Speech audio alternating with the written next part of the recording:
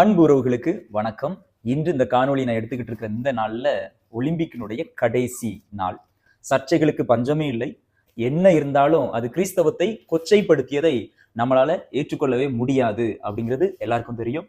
நிறைய பேர் என்ன ஃபாலோ பண்றவங்க நிறைய பேர் என்கிட்ட கேட்டிருந்தாங்க, ஏன் ஃபாதர் நீங்க அதை பத்தி பேசல அப்படின்னு சொல்லிட்டு. பேசுறதுக்கு ஆசைதான், ஆனாலும் வத்திக்கான் என்ன சொல்லுது என காத்திருப்போம் என்று காத்திருந்தேன். 2 நாட்களுக்கு முன்பாக வத்திக்கானிலிருந்து பதிலும் வந்துவிட்டது. இனி நம்ம அதை குறித்து பேசலாம் அப்படின்னு தான் இந்த காணொளியை நான் உங்களோடு பகிர்ந்து கொள்கிறேன். இந்த காணொளியில ஒலிம்பிக் செய்தது என்ன, அதற்காக அவர்கள் கட்டிய சப்பை கட்டுகள் என்ன, ரொம்ப முக்கியம் அது. ஏன்னா அவங்க அதை ஜஸ்டிஃபை பண்ற மாதிரி தான் சொல்லியிருந்தாங்க. அதற்கு பிறகு உலகமெங்கும் இருக்கிற கிறிஸ்தவர்கள் எவ்வாறு அதற்கு எதிர்வினை ஆற்றினார்கள், கத்தோலிக்க கிறிஸ்தவத்தினுடைய தலைமைப்பிடம் வத்திக்கான் என்ன சொல்லி இருக்கிறது, எல்லாத்தையும் நம்ம பார்க்க போறோம். இறுதியில நான் என்ன சொல்றேன் அப்படிங்கிறதையும் உங்களோடு பகிர்ந்து கொள்ள விரும்புகிறேன். அன்பு மக்களே, உங்களுக்கு தெரியும் என்ன நடந்துச்சு அப்படின்னு சொல்லிட்டு சின்னதா ஒரு படத்தை காமிக்கிறேன். ஆண்டவர் இயேசு கிறிஸ்துவினுடைய கடைசி ராவு உணவு, அதை ரொம்ப மிகவும் கொச்சைப்படுத்தி இருந்தாங்க.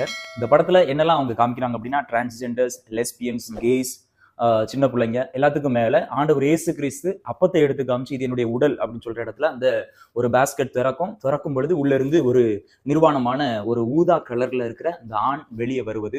இந்த ஆண் யாரை குறிக்கிறது அப்படின்னா நிறைய விளக்கங்கள் நமக்கு இன்று சமூக வலைதளங்கள்ல இருக்குது. ஒரு கிரீக் காட், ஒரு மித்தாலஜிக்கல் காட், ஒரு டயானிசிஸ் அப்படிங்கிறவர். இவர் யார் அப்படின்னா காட் ஃபார் த வைன், மதுவினுடைய கடவுள். அவரை அவங்க முன்னிலைப்படுத்துவது போல அது நம்முடைய கடைசி ராவுணவை கொச்சைப்படுத்தியதாக அமைந்திருந்தது. அதற்கு மறுநாள் என்ன நடந்தது அப்படிங்கிறது உங்களுக்கு தெரியும். உண்மையிலேயே அது எனக்கு மகிழ்ச்சியை கொடுத்தது. என்ன அப்படின்னா, ஒரு நாளும் இப்ப நமக்கு பவர் கட் அப்படிங்கிறது ரொம்ப எளிது. ஆனா ஒரு நாளுமே பவர் கட் ஆகாத இந்த டெவலப்டு கண்ட்ரி, இந்த பிரான்ஸ் தேசத்துல அன்னைக்கு பவர் கட் ஆகுது. ஆனா ஒரே ஒரு இடத்துல மட்டும் அப்படியே பிரகாசமா லைட் அப்படியே புடை சூழ்ந்து இருந்தது. அது எந்த இடம் அப்படின்னு பாத்தீங்கன்னா, நம்முடைய கத்தோலிக்க தேவாலயம் சேக்ரட் ஹார்ட் கத்தீட்ரல் அந்த பாரிஷ்ல இருந்து அந்த ஒரு இடம் மட்டும் அவ்வளவுக்குள்ள பிரகாசமா இருந்துச்சு. பாருங்க அந்த போட்டோல உங்களுக்கு பார்க்கும்போதே அது அவ்வளவு அழகா தெரியும். ஆண்டவர் இந்த உலகத்தினுடைய ஒளி. இந்த உலகம் என்னதான் மாயைக்குள் சூழ்ந்தாலும், என்னதான் தவறான பாதையில் போனாலும் உங்களை வழிநடத்துவது நான் தான் அப்படின்னு சொல்லிட்டு அந்த ஒரு இடத்துல மட்டும் இருந்த அந்த ஒளி எல்லாரையும் அரவணைத்தது. உண்மையிலேயே ஜீசஸ் இஸ் அலைவ் அப்படின்னு சொல்றது போல இருந்தது. ரொம்ப மகிழ்ச்சியாக இருந்தது. ஓகே, இதெல்லாம் ஒருபுறம் இருந்தாலும் பல்வேறு கருத்துக்களை கத்தோலிக்க கிறிஸ்தவர்கள் எழுப்பினார்கள். குறிப்பாக இந்த ஒலிம்பிக் அசோசியேஷன்ட்ட பல கேள்விகள் எனக்கு தெரியும். அந்த வெப்சைட்ல நீங்க பாத்தீங்கன்னா தெரியும் எந்த அளவுக்கு கேள்விகள் எழுப்பப்பட்டதுன்னா, இந்த காணொலியை மொத்தமா அவங்க அபிஷியல் வெப்சைட்ல இருந்தே தூக்கிட்டாங்க. அந்த அளவுக்கு அது ஒரு அஃபென்சிவா இருந்தது அப்படிங்கிற கிறிஸ்தவர்கள் எதிர்வினை ஆற்றினார்கள். அதனால அது எடுக்கப்பட்டது. ஆனா அதற்கு அவர்கள் சொன்ன பதில் என்ன அப்படிங்கிறது ரொம்ப முக்கியம். அதுதான் இந்த காணொலியுடைய மையமாக நான் பார்க்கிறேன். அவர்கள் 2 காரியத்தை சொன்னார்கள். ஒன்று என்ன அப்படின்னா, பிரான்ஸ் தேசம் என்பது கருத்து சுதந்திரமிக்க நாடு அப்படின்னு சொல்லிட்டு. இதன் மூலம் அவர் என்ன சொல்ல வராங்க அப்படின்னா, மற்ற நாடுகள் போல எங்களுடைய நாடு கிடையாது. எங்க நாட்டுல எது வேணாலும், யாரு வேணாலும், எப்படி வேணாலும், எங்க வேணாலும் பேசலாம் அப்படிங்கிறத அவங்க சொல்றாங்க. இப்ப எடுத்துக்காட்டுக்கு இந்தியா போன்ற நாடுகள் அல்லது சீனா போன்ற நாடுகள் கருத்து சுதந்திரம் என்பது இந்த அளவிற்கு கிடையாது. அதுவும் அரபிய நாடுகளை நம்ம சொல்லவே வேண்டாம். கருத்து சுதந்திரம் இல்லாத ஒரு சூழல்ல எங்களுடைய நாடு கருத்து சுதந்திரம் மிக்க நாடு, அதனால நாங்க என்ன வேணாலும் பேசுவோம் அப்படின்னு சொல்லிட்டு அவங்க இதை பேசியதாக சொல்கிறார்கள். ஆனா உண்மையிலேயே அவர்கள் ஒரு காரியத்தை மறந்து விட்டார்கள். அது என்ன தெரியுமில்ல? கருத்து சுதந்திரம் என்பது அடுத்தவர்களை புண்படுத்தாமல் உங்களுடைய கருத்துக்களை நீங்கள் முன்வைக்கலாம். ஆனால் இது 1.2 பில்லியன் கேத்தலிக்ஸ் இவர்களை காயப்படுத்தி இருக்கிறது. இது offensive, it is a mistake. இரண்டாவதாக அவர்கள் சொல்லுகின்ற அந்த காரியம் என்னவென்றால், இன்க்ளூஷன். நாங்க எல்லாரையும் உள்ளடக்குறோம். எங்க நாடு ஒரு மதத்திற்கானது அல்ல, அல்லது ஒரு குறிப்பிட்ட மக்களுக்கானது அல்ல, எல்லாரையும் நாங்க அரவணைக்கிறோம், ஏற்றுக்கொள்கிறோம் அப்படிங்கிறதுக்காக நாங்க இதை செஞ்சோம் அப்படின்னு சொல்றாங்க. ஒன்னு ஃப்ரீடம் ஆஃப் எக்ஸ்பிரஷன், இரண்டாவது இன்க்ளூஷன், எல்லாரையும் உள்ளடக்கியது அப்படின்னு சொல்லிட்டு. ஃப்ரீடம் ஆஃப் எக்ஸ்பிரஷனுக்கும் நான் பதில் சொல்லிட்டேன். இரண்டாவது அவர்கள் சொன்ன அந்த இன்க்ளூஷனுக்கு இப்ப நம்ம பதில் சொல்லணும். உண்மையிலேயே இதுதான் இன்க்ளூஷனா? 1.2 பில்லியன் கேத்தலிக்ஸ் இந்த உலகத்துல வாழ்ந்துகிட்டு இருக்கிறாங்க. கேத்தலிக்ஸ் மட்டும் இல்லாது கிறிஸ்தவர்களையும் இது புண்படுத்தி இருக்கிறது. இது எப்படி இன்க்ளூஷன் ஆக முடியும்? எப்படி எல்லாரையும் உள்ளடக்கியதாக இருக்க முடியும்? ஒரு குறிப்பிட்ட ஒரு பெரும்பான்மை மக்களை நீங்க எக்ஸ்க்ளூட் பண்ணியிருக்கிறீங்க. It is an exclusion actually speaking. இது சரியான ஒரு காரியம் அல்ல அப்படின்னு சொல்லிட்டு நிறைய பேர் அதற்கு கருத்தினை சொல்லியிருக்கிறார்கள். அன்பு மக்களே, ராபர்ட் பேரன் அப்படிங்கிற ஒரு பிஷப், நம்முடைய கேத்தலிக் பிஷப், அவர் ஒரு கேள்வியை கேட்டாரு. அந்த கேள்வி இந்த இடத்துல நானும் மக்களுக்கு நினைவுபடுத்தணும், பதிவு செய்யணும் அப்படின்னு நினைக்கிறேன். அவர் ஒரு கேள்வி கேட்டிருந்தாரு. என்ன கேள்வி அப்படின்னா, நீங்க கிறிஸ்தவத்தை இந்த அளவுக்கு கொச்சப்படுத்துறீங்களே, தைரியம் இருந்திருந்தா உங்களுக்கு இதே போல இஸ்லாமிய மதத்தை உங்களால கொச்சைப்படுத்தியிருக்க முடியுமா? உங்களுக்கு அதை செய்திருக்க முடியுமா? அப்போ கிறிஸ்தவம் அப்படின்னா இன்னைக்கு யாரு வேணாலும் என்ன வேணாலும் பேசலாம் அப்படின்னு நீங்க நினைச்சிட்டீங்களா அப்படிங்கிற அந்த ஒரு கேள்வியை வைத்திருக்கிறாங்க. இதற்கு மக்கள் நீங்கள் கண்டிப்பாக கமெண்ட்ல சொல்லுங்க, நீங்க இதை குறித்து என்ன நினைக்கிறீங்க அப்படின்னு சொல்லிட்டு. இந்த காணொலியினுடைய 3வது பகுதியாக நான் உங்களுக்கு சொல்ல விரும்புவது வத்திக்கானுடைய அந்த லெட்டர். வத்திக்கான் என்ன சொல்லியிருக்கு அப்படின்னா, கண்டிப்பாக இது தவறு, இது அஃபென்சிவ், நிறைய பேரை காயப்படுத்தி இருக்குது. அதனால நீங்க உங்களுடைய காரியத்திற்காக ஒரு ஓப்பன் அப்பாலஜைஸ் பண்ணணும்னு சொல்லியிருக்கிறாங்க.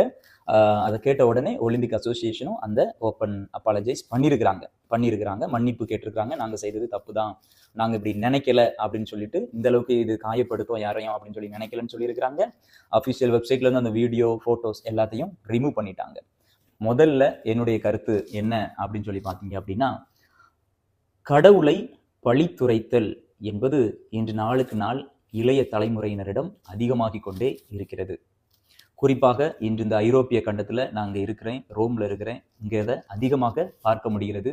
நாளை நம்முடைய இளையோரிடமும் இது வந்துவிட வாய்ப்பு அதிகமாக இருக்கிறது. அதனால உங்களுடைய பிள்ளைகளுக்கு கடவுளை குறித்து, விவிலியத்தை குறித்து, நற்கருணையை குறித்து, புனிதர்களை குறித்து சொல்லிக் கொடுங்கள். தாமஸ் அக்வினாஸ் நீங்க எல்லாம் கேள்விப்பட்டிருப்பீங்க.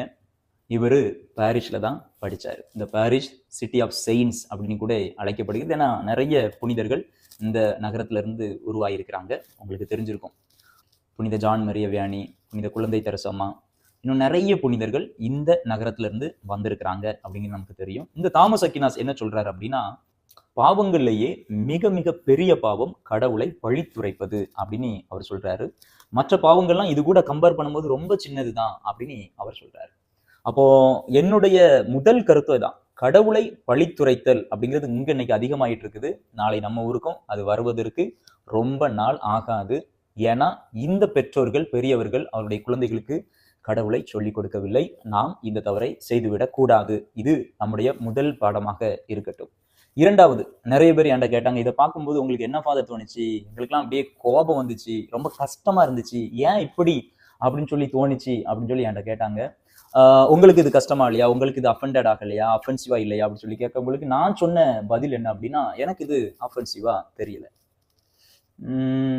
ஏன் இது முதல்ல அஃபென்சிவா தெரியணும் அப்படிங்கிற ஒரு கேள்விதான் எனக்கு முதல்ல வந்துச்சு. ஏன்னா எது நமக்கு அஃபென்சிவ் ஆகும் அப்படின்னா, ஒருத்தர் ஒரு கிரிட்டிசிசத்தை நம்ம மேல வைக்கிறாரு, அந்த கிரிட்டிசிசத்தை வைக்கிறவரையும் அந்த கிரிட்டிசிசத்தையும் நம்ம அக்செப்ட் பண்ணா மட்டும்தான், கன்சிடர் பண்ணா மட்டும்தான் அது நம்ம அஃபென்ஸ் பண்ணும்.